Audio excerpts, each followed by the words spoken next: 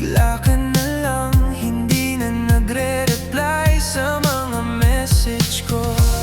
Hindi ka naman dati ganyan, napatanong ako tuloy sa aking sarili kung may nagawa ba akong mali at ika'y nasaktan. Ngunit di naman yata kasalanan na magkagusto sa iyo. Sana ay itinago ko na lamang nararamdaman ko. Hanggang pangarap na lang ba kita pwedeng mahalin? Kung mali man ang ibigin ka, bakit ang puso ko ay patuloy pa rin naghahanap sa'yo? Kahit masakit ay pipilitin kong manahimik na lang para di ka na mag-alala. Oh, idol ko, kahit sa pangarap lang.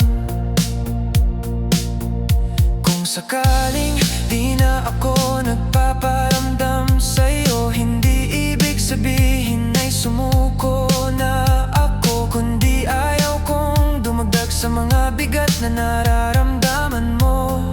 Minsan sinubukan kong kalimutan ka, ngunit hindi ko talaga kaya, dahil hinahanap-hanap ka pa rin ng puso kong ito.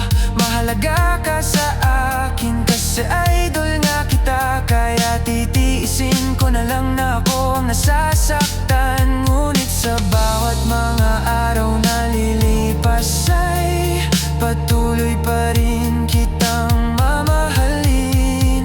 Sana ay nabigyan ako ng pagkakataon ay paramdam sa'yo gaano kita kamahal, dahil hindi ko na hayaang mawalay ka pa. At kung hindi man mangyari yun, mamahalin pa rin kita kahit sa pangarap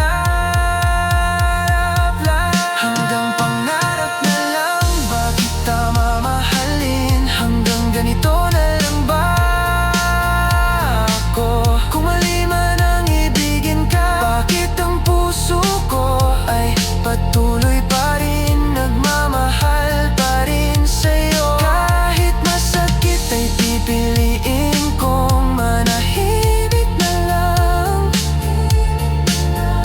para di ka na mag-alala pa, dahil mahalaga ka sa akin. Mamahalin pa rin kita kahit sa pangarap lang.